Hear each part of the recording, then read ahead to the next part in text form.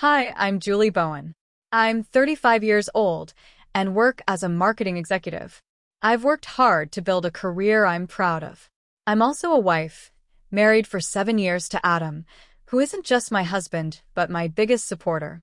His love and encouragement have always been my strength, especially when dealing with his family.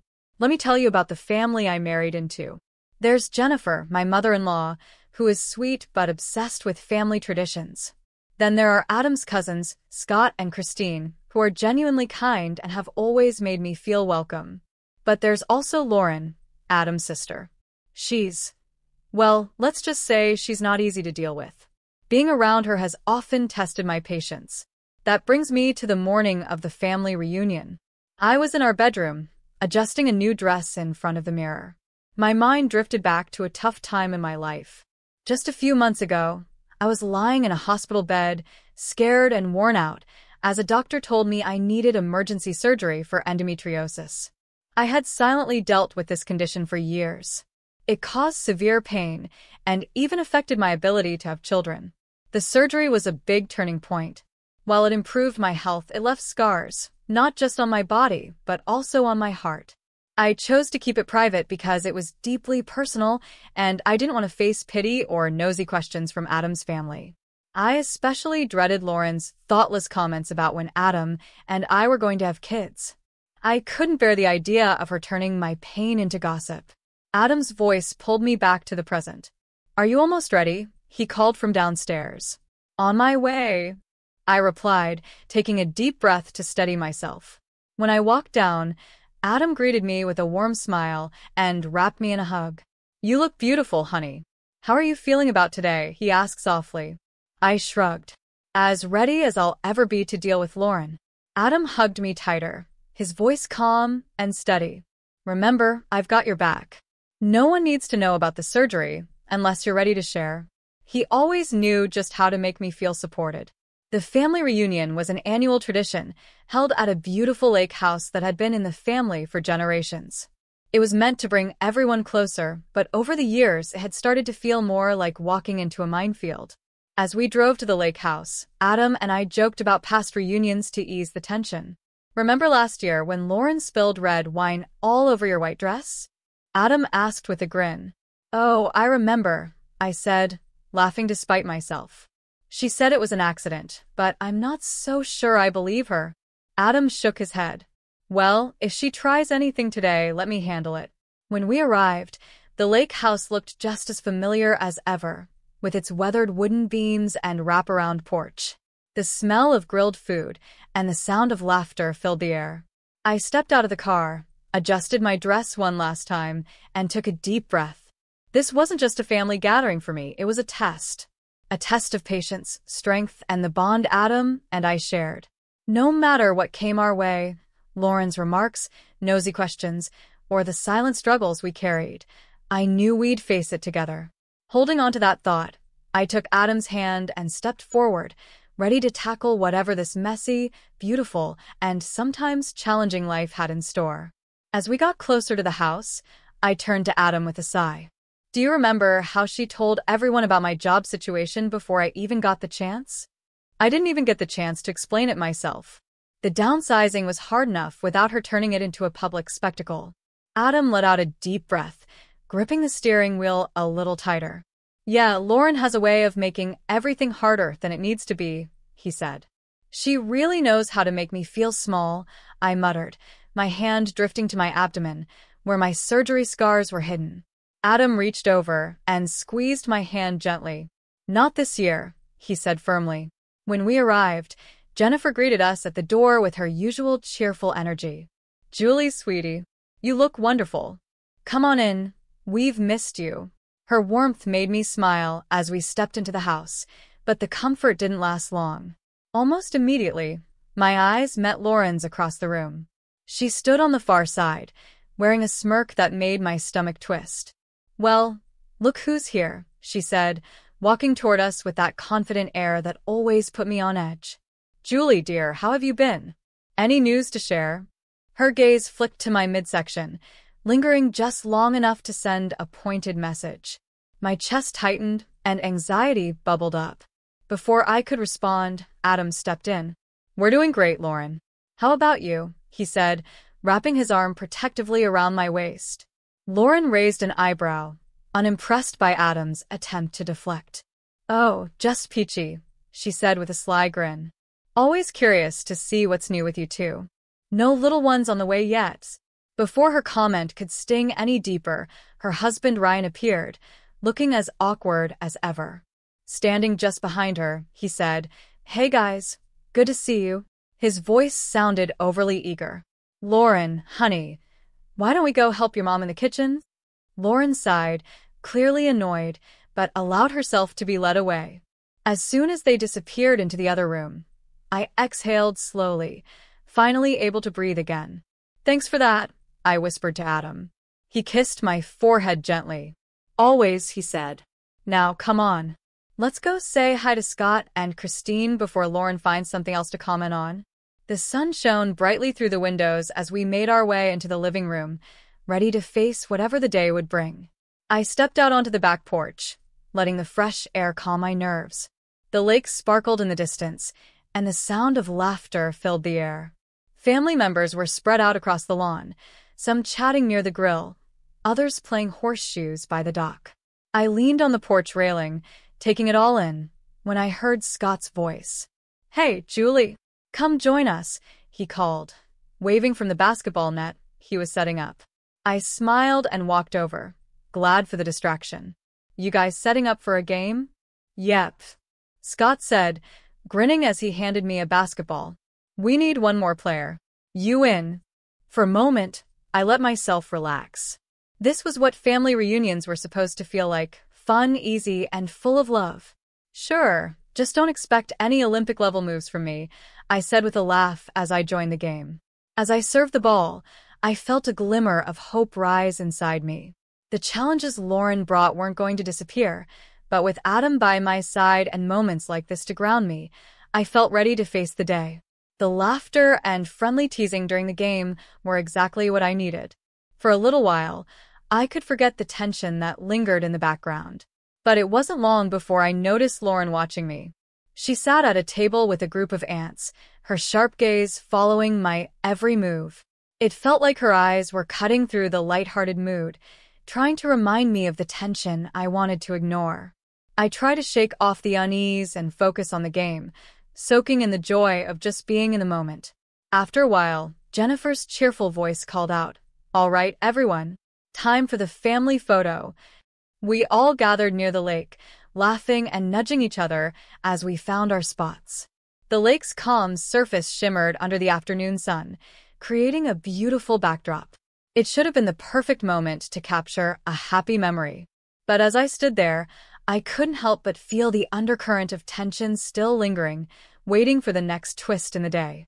I ended up near the front, with Adam's arm wrapped protectively around my waist. As always, his presence gave me comfort. The photographer raised his camera, giving us a moment to settle. "Okay, everyone smile," he said. Just as the shutter was about to click, I felt a sharp tug on my dress. "Oh, Julie, your dress is all wrinkled. Let me fix that for you," Lauren's voice rang out, sickly sweet. Before I could react, she yanked hard on the fabric. A loud, unmistakable ripping sound filled the air.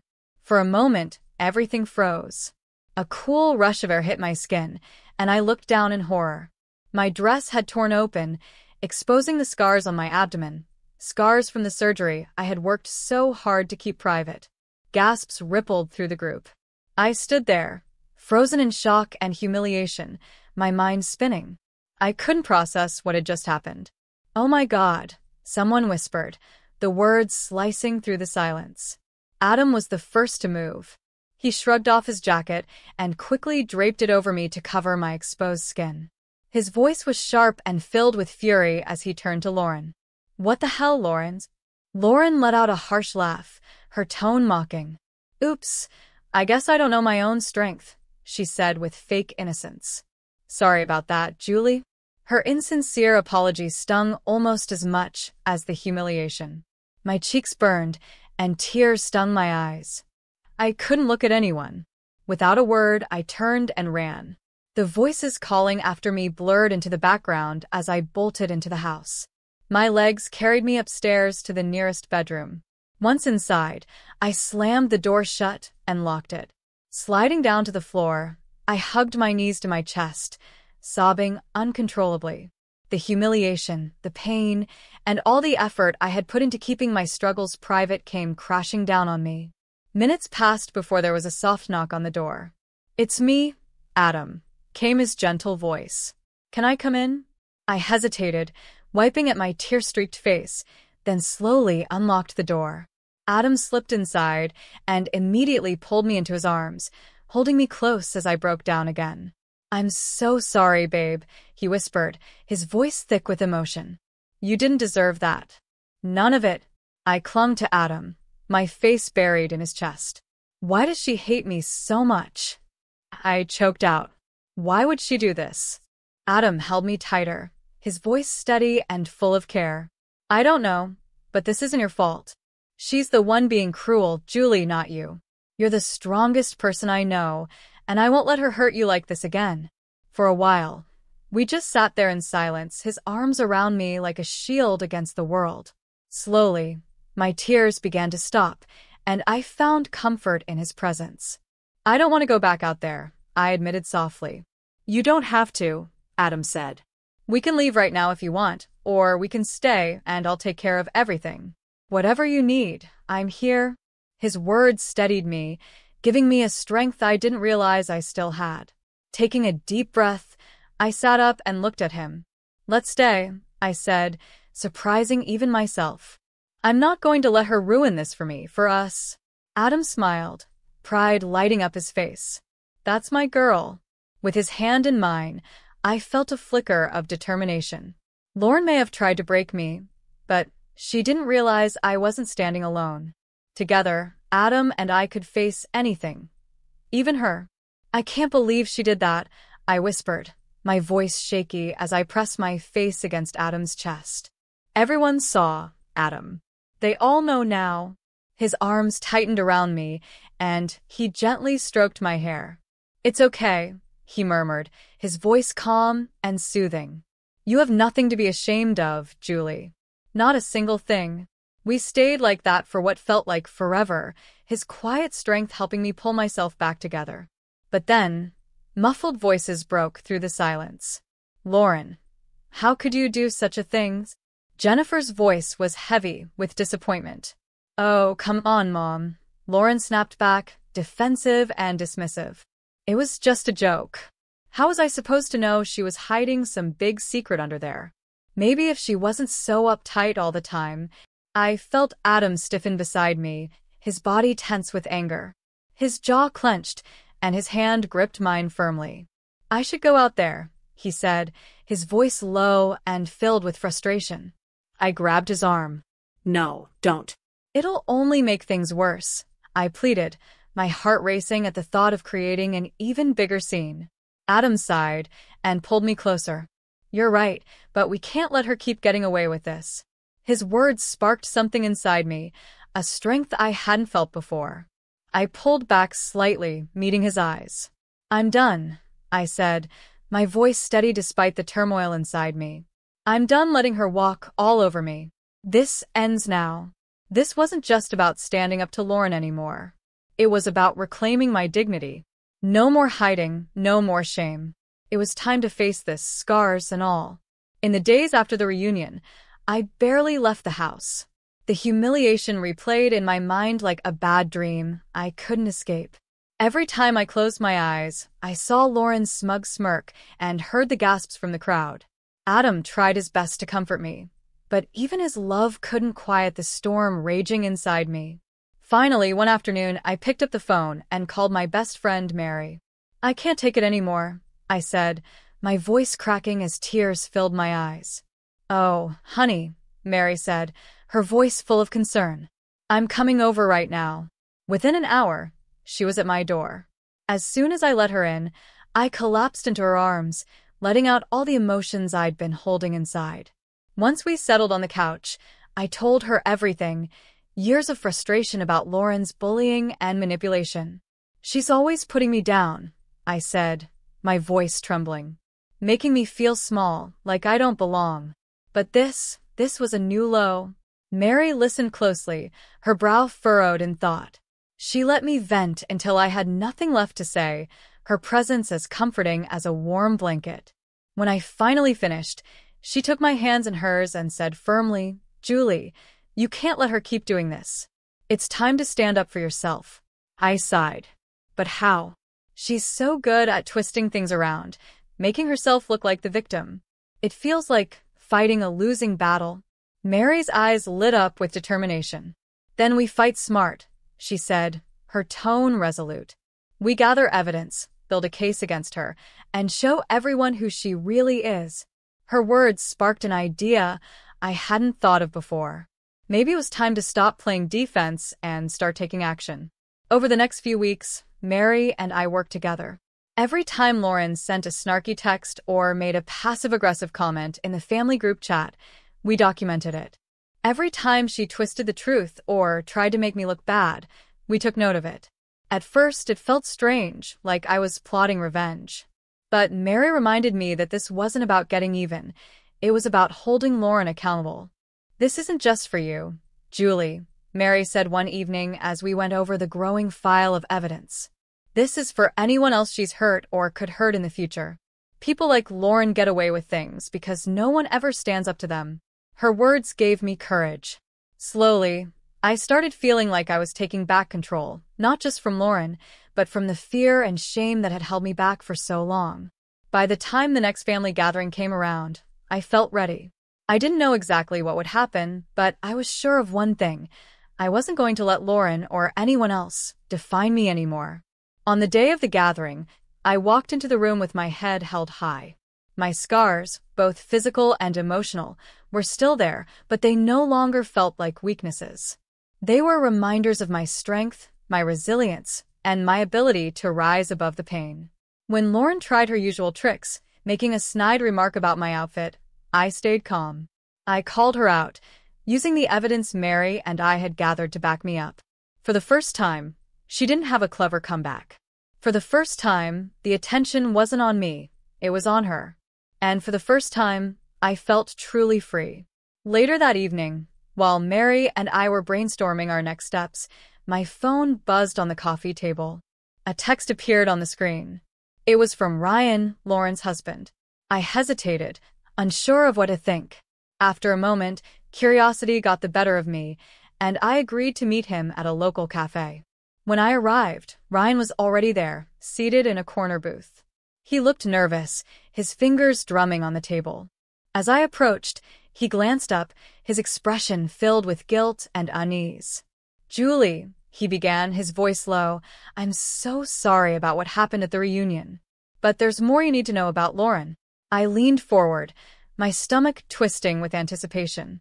Over the next hour, Ryan revealed a troubling side of Lauren's behavior, patterns I hadn't fully understood before. I hadn't fully understood it before, but now it all made sense. Ryan shared stories of how Lauren had manipulated not just me, but also him and their children. He talked about her strange obsession with money and hinted that something might not be right at her job. "I think she might be doing something illegal at work," he whispered, glancing over his shoulder nervously. "But I don't have proof yet." By the time we parted, I felt a new sense of clarity. Lauren's cruelty wasn't just a personal vendetta against me. It was a pattern of toxic behavior that affected everyone around her. Armed with this new information, I decided to dig deeper. If Ryan's suspicions were true, this wasn't just about my feelings. It was about protecting everyone Lauren had hurt. I started by reaching out to Lauren's former coworkers, carefully piecing together her work history. What I found shocked me. Reports of inappropriate behavior, frequent conflicts with coworkers, and unexplained financial issues. Next, I looked through her social media accounts, noticing subtle signs of emotional manipulation in posts about her children. They weren't obvious at first, but once I knew what to look for, the pattern stood out. The real turning point came when I started talking to other family members. One afternoon, Scott pulled me aside at a coffee shop, looking uneasy. "Julie," he said hesitantly, "I don't know if I should tell you this, but..." "What is it?" I asked, bracing myself. He sighed, then continued. Lauren's been spreading nasty rumors about you and Adam, about why you don't have kids yet. My heart sank. What kind of rumors? I asked, my voice barely a whisper. Scott hesitated before finally speaking. The words hit me like a punch to the gut. Lauren had twisted our struggles with fertility into a cruel story, painting me as selfish and career-obsessed, someone who didn't want a family. And that, I learned, was just the beginning. The more I investigated, the more lies and manipulation I uncovered. Lauren had been spinning false stories and spreading gossip for years, turning family members against each other with carefully placed half-truths. Christine was the next to come forward. During one of our late-night phone calls, she opened up about her own experiences with Lauren. She's always been jealous of you, Julie, Christine explained. It's like she can't stand seeing anyone happy or doing well. I think she sees you as a threat, Christine said. You're everything she's not. Successful, confident, loved. It eats at her. Her words sent a chill down my spine. How could someone carry so much jealousy and resentment? As the pieces of the puzzle came together, my confidence grew. This wasn't just about me anymore. It was about protecting our family from Lauren's toxic behavior, which had gone unchecked for far too long. One evening, as Adam and I reviewed everything we had uncovered, the weight of our decision sank in. The table in front of us was covered with notes, screenshots, and statements from family members. It was overwhelming and exhausting, but it also felt empowering. Adam looked at me, his eyes a mix of pride and concern. Are you sure you want to do this, Julie? He asked gently. Once we confront her, there's no going back. I took a deep breath and met his gaze. I'm sure, I said firmly. This has gone on long enough. She can't keep hurting people, not you, not me, not anyone else. It's time for the truth to come out. Adam nodded, placing his hand over mine. I'm with you every step of the way, he said. With his support, I felt ready to face whatever was coming. Lauren had thrived in the shadows for too long, but the truth was finally about to come to light. I took another deep breath, thinking of all the lies, manipulation, and pain she had caused. Those weren't secrets anymore. They were truths I was ready to confront. As we finalized our plan, a mix of nervousness and determination filled me. The upcoming family gathering wasn't just another event. It was the moment we'd been preparing for, the showdown. Lauren had no idea what was coming, but I was ready, armed with the truth and surrounded by the people who mattered most. Walking into Jennifer's house for the gathering, I felt a surge of confidence I hadn't felt in years. Adam gave my hand a reassuring squeeze as we stepped into the living room, where the family was already gathered. Lauren's sharp eyes landed on me the moment we entered. A smirk tugged at her lips. Well, if it isn't the star of our last get-together, she sneered. Ready for another show, Julie's? Her words stung, but I refused to let them throw me off balance.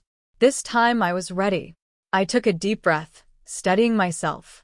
Actually, Lauren, I said, my voice calm but firm, I think it's time for your show to end. The room went silent, and every eye turned to us. The tension was so thick it felt like you could cut it with a knife. Slowly and carefully, I began to speak. I revealed everything I had uncovered.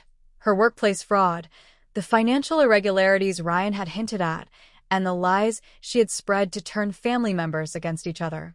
You've been manipulating all of us, I said, keeping my voice steady. Spreading lies, creating division, for what? Your own amusement? Your own gain? The weight of my words hung in the air as the family stared in stunned silence.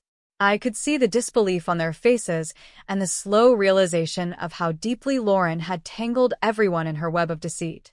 Jennifer gasped, her hand flying to her mouth as tears filled her eyes. Oh my God, she whispered, her voice trembling. How did I not see this? Ryan stood up next, his face pale and determined. I can't do this anymore, Lauren, he said, his voice breaking. I've tried to shield our kids from this chaos, but it's too much. I'm leaving you, and I'm going to seek full custody. Lauren's carefully crafted facade crumbled before our eyes. The sharp, confident tone she always used was gone. She stammered, struggling to defend herself. But the evidence was undeniable. The family support she had relied on was gone. After the confrontation, Jennifer approached me, her hands trembling as she took mine. "Julie," she said softly, her voice thick with emotion, "I'm so sorry. I should have seen this sooner. Thank you for being brave enough to speak up." In the days that followed, the consequences of Lauren's actions grew. Her company launched an internal investigation after Ryan and I shared the evidence, and it wasn't long before she lost her job. Rumors of legal trouble began to circulate, but I stayed out of that. My goal had never been revenge. It was about moving forward. The family rallied around me, finally seeing Lauren for who she really was. Scott and Christine opened up, sharing their own experiences of her manipulation. It was as if a heavy weight had been lifted from all of us. For the first time in years, the family felt united. And for the first time in my life, I felt free. Months later, I stood in my office, looking out at the city skyline. The bustling energy of downtown life mirrored my own world, thriving, busy, and full of possibility. My career was flourishing, but more importantly, so was I. I was thriving. Adam and I had started having serious conversations about adoption. The idea of growing our family no longer filled me with fear or worry. Lauren's judgment, which used to overshadow every choice I made, no longer had any control over me. I thought about Lauren, now jobless, divorced, and distanced from most of the family. While I didn't feel happy about her struggles, I couldn't deny the relief I felt knowing she couldn't hurt us anymore. She had built her life on lies and manipulation, and now she was dealing with the consequences of her actions. Reflecting on everything that had led me here, I felt proud. The scars on my body, which once made me feel ashamed, now reminded me of my strength. They were a part of my story, a story of resilience, growth, and survival. With a small smile, I turned back to my desk. My life wasn't perfect, but it was mine. For the first time, I felt like I was truly living it on my own terms, free from the shadows of the past. I wasn't hiding anymore or making myself smaller to fit into someone else's expectations. I was standing tall, scars and all, finally free to be myself. Have you ever had to deal with a toxic family member? How did it affect your relationships? Share your story in the comments below. If you enjoyed this story about standing up to manipulation, don't forget to like and subscribe for more inspiring content.